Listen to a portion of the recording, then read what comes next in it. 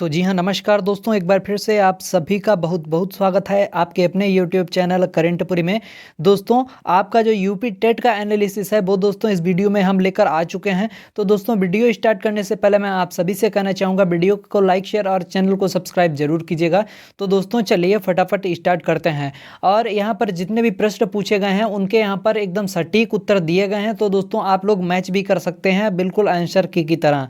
तो दोस्तों चलिए फटाफट देखते हैं एनालिसिस। आपके कुछ इस तरीके के प्रश्न जो है टेट एग्जाम में पूछे गए, जैसे मौलिकता, नमनीयता तथा प्रवाह किसके घटक हैं? तो ये सृजनात्मकता के घटक हैं। और कुछ इस तरीके के प्रश्न भी पूछे गए थे, जैसे युयुत्सा क्या है? तो ये जो है एक मूल प्रवृत्ति है। तो बालकों के सामाजिक विकास को प्रभावित करने वाले तत्व क्या हैं? तो जो सामाजिक परिवेशन तत्व हैं ये बालकों के सामाजिक विकास को प्रभावित करने वाले तत्व हैं। दोस्तों, शारीरिक विकास का एक मुख्य नियम कौन सा है? तो ये है अनियमित विकास का नियम। कौन सा? अनियमित विकास का नियम। तो दोस्तों अगला प्रश्न है, कौन सा विकास सिद्धांत नहीं है? तो दोस्तों अनुकूलित प्रत्यावर्तन सिद्धांत, यह जो है विकास सिद्धांत नहीं है। अगला प्रश्न, विकास के परिणाम स्वरूप नवीन विशेषताएं और नवीन योग्यताएं प्रकट होती हैं, ये किसने कहा? तो ये हरलॉक ने कहा। किसने? हरलॉक ने। और दोस्तों अगला प्रश्न, पूर्व अनुभव के आधार पर संवेदना को प्रदान करना क्या कहलाता है? तो ये प्रत्यक्षीकरण कहलाता है। क्या कहलाता है? प्रत्यक्षीकरण। दोस्तों अगला प्रश्न है, सीखने में भूल के सिद्धांत का प्रतिपादन जो है वो किसने किया? तो सीखने में भूल के सिद्धांत का जो प्रतिपादन है वो किया थॉर्नडाइक ने। तो दोस्तों अगला प्रश्न है, औसत बुद्धि वाले लड़कों का बुद्धि स्तर होता है? तो दोस्तों 90 से 109 के बीच। कितने से? 90 से 109 के बीच। तो दोस्तों अगला प्रश्न है, तरल क्रिस्टलीय बुद्धि प्रतिमान के प्रतिपादक कौन थे? तो वो थे दोस्तों कैटल। कौन थे? कैटल। अगला प्रश्न, क्रिया प्रसूत अधिगम सिद्धांत किसने दिया? तो ये दिया स्किनर ने। तो दोस्तों जो अगला प्रश्न है वो है, ब्लूप्रिंट किसका मुख्य घटक है? तो यह है परीक्षण निर्माण का। किसका? परीक्षण निर्माण का। अगला प्रश्न, विकास की पूर्व सक्रिय अवस्था किसने दी? तो ये दोस्तों दी पियाजे ने। अगला क्वेश्चन, MPPI में किसका परीक्षण होता है? तो इसमें व्यक्तित्व का परीक्षण होता है। अगला क्वेश्चन, अधिगम हेतु क्या सर्वाधिक आवश्यक है? तो ये जो रुचि होती है ये अधिगम हेतु सर्वाधिक आवश्यक होती है। अगला प्रश्न, सांगपो नदी को भारत में क्या कहते हैं? तो उसे दोस्तों कहते हैं ब्रह्मपुत्र। भारत में क्या कहते हैं? ब्रह्मपुत्र। अगला क्वेश्चन, ध्रुव तारा किसे कहा जाता है? तो उत्तरी तारे को ध्रुव तारा कहा जाता है। प्रोजेक्ट टाइगर की शुरुआत कब हुई? तो 1973 में प्रोजेक्ट टाइगर की शुरुआत हुई। कान्हा नेशनल पार्क कहाँ है? तो यह है मध्य प्रदेश में। 1916 में लखनऊ समझौता किनके बीच हुआ? तो यह हुआ कांग्रेस व मुस्लिम लीग के बीच में। अगला क्वेश्चन, जंगली गधों का अभ्यारण्य कहाँ है? तो यह है गुजरात में। कहाँ है? गुजरात में। जंगली गधे गुजरात में है इनका अभ्यारण्य। अगला क्वेश्चन, कार्बन डेटिंग का संबंध किससे है? तो जीवाश्म की उम्र ज्ञात करने से कार्बन डेटिंग का संबंध है। अगला क्वेश्चन, संविधान सभा ने राष्ट्रीय गान कब अपनाया? तो राष्ट्रीय गान जो है ये संविधान सभा ने 24 जनवरी 1950 को अपनाया। तो दोस्तों जो अगला प्रश्न है तो वो है, बायोमैगिफिकेशन क्या है? तो बायोमैगिफिकेशन ये जो है ये समय के साथ ऊतक में विषैले पदार्थ की बढ़ती सांद्रता है। तो दोस्तों जो अगला प्रश्न है वो है, कौन सा जैव मंडल अजैविक घटक नहीं है? तो दोस्तों कवक जो है ये अजैविक घटक नहीं है। अगला क्वेश्चन, ग्रीन पीस इंटरनेशनल का मुख्यालय कहाँ है? तो वो है एम्स्टर्डम में। तो दोस्तों अगला क्वेश्चन है, कोहलर का संबंध किससे है? तो अधिगम के सिद्धांत से कोहलर का संबंध है।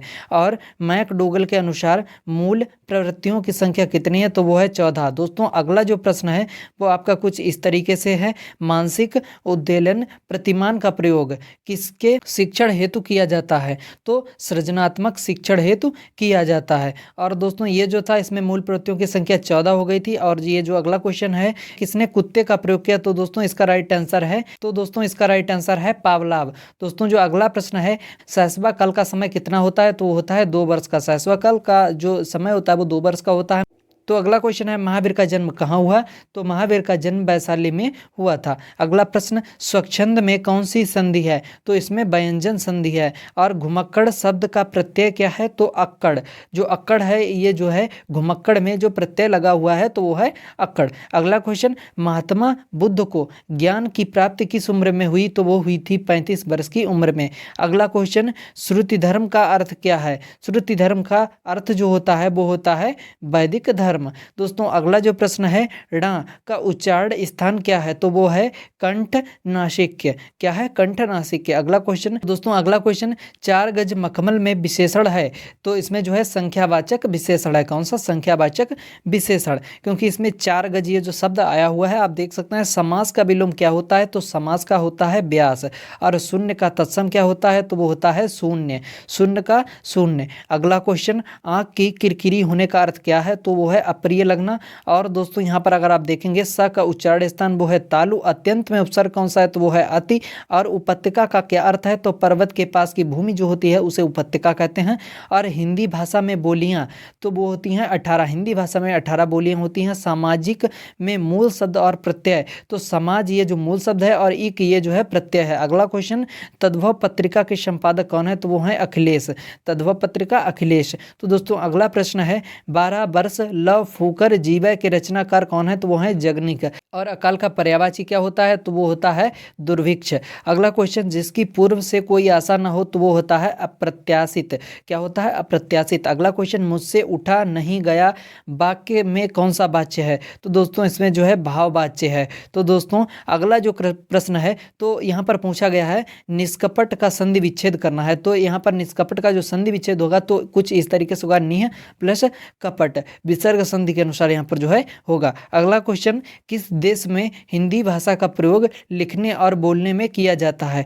तो वो है मॉरिशन। मॉरिशन में हिंदी भाषा का प्रयोग लिखने और बोलने में किया जाता है। और सूरसागर किस भाषा की रचना है? तो वो है ब्रज भाषा की। अगला क्वेश्चन, वीरों का कैसा हो बसंत कविता किसने लिखी? तो ये लिखी है सुभद्रा कुमारी चौहान। किसने? सुभद्रा कुमारी चौहान जी ने।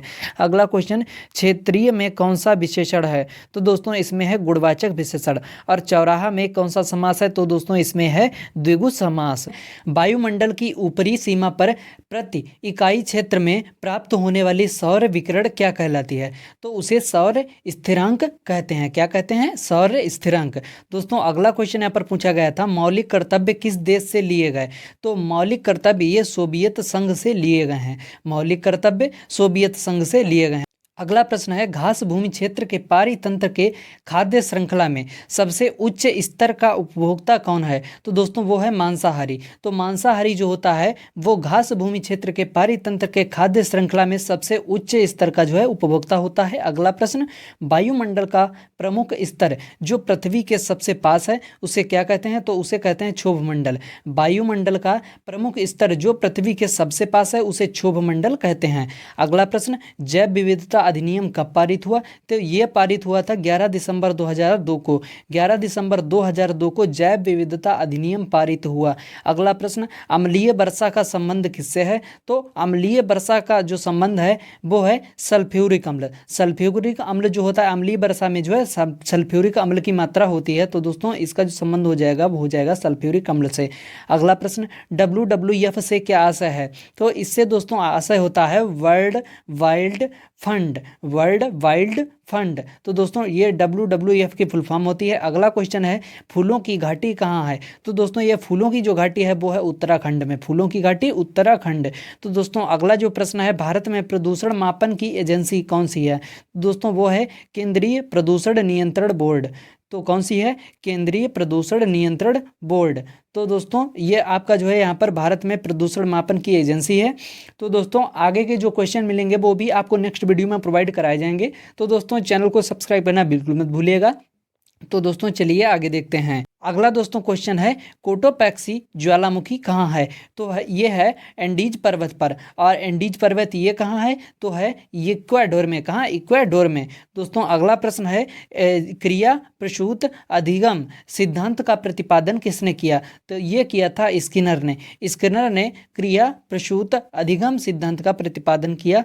और यहाँ पर दिया गया है, कोहलर अपने प्रयोग से क्या सिद्ध करना चाहते थे? तो वो सिद्ध करना चाहते थे समग्र परिस्थिति का प्रत्यक्षीकरण। समग्र परिस्थिति का प्रत्यक्षीकरण। अगला प्रश्न यहाँ पर पूछा गया था, किसने पाठ्य योजना की पंचपद प्रणाली प्रतिपादित की? तो वो की है दोस्तों हर्बर्ट ने। तो दोस्तों ये हर्बर्ट ने प्रतिपादित की है। अगला प्रश्न है, किसने ग्रंथियों के आधार पर व्यक्तित्व के विभिन्न प्रकारों को चर्चा में लिया है? मतलब इसकी जो है विभिन्न प्रकारों की चर्चा जो है ये की है। तो दोस्तों ये की है क्रेस्मर ने। किसने? क्रेस्मर ने। अगला क्वेश्चन, सृजनात्मक मौलिक परिणामों नामों को अभिव्यक्त करने की मानसिक प्रक्रिया है, यह किसने कहा? तो ये कहा क्रो एंड क्रो। किसने कहा? क्रो एंड क्रो ने। अगला क्वेश्चन, सर्वाधिक जैव विविधता कहाँ पाई जाती है? तो दोस्तों सर्वाधिक जैव विविधता ये शांत घाटी में पाई जाती है। अगला क्वेश्चन, एलपीजी के संबंध में क्या असत्य है? तो एलपीजी के संबंध में जो असत्य कथन है वह ये है कि मीथेन उत्सर्जन करने वाला होता है। तो ये जो एलपीजी है ये मीथेन का उत्सर्जन नहीं करता है। तो दोस्तों एलपीजी के संबंध में यह एक असत्य तथ्य है कि मीथेन उत्सर्जित करने वाला यह होता है। तो दोस्तों अगला प्रश्न है, पारिस्थितिकी तंत्र के घटक कौन हैं? तो यहाँ पर जैविक तथा अजैविक जो पदार्थ होते हैं ये पारिस्थितिकी तंत्र के घटक होते हैं।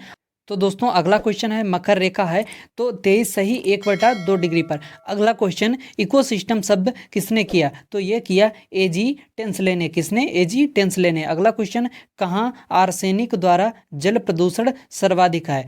मतलब आर्सेनिक द्वारा सर्वाधिक जो जल प्रदूषण है वो कहाँ है? तो वो है पश्चिम बंगाल में। अगला दोस्तों क्वेश्चन है, भारत में पश्चिमी घाट के दक्खन शुष्क हैं। क्यों शुष्क हैं? क्योंकि रैन शैडो प्रभाव के कारण। किसके कारण? रैन शैडो प्रभाव के कारण। जो अगला प्रश्न है वो है, वन्य जीव सुरक्षा अधिनियम कब पारित हुआ? तो दोस्तों ये हुआ था 1972 में। कब? 1972 में। तो दोस्तों आई होप आपको वीडियो पसंद आया होगा। अगर आपको वीडियो पसंद आया हो तो वीडियो को लाइक शेयर, चैनल को सब्सक्राइब जरूर कीजिएगा।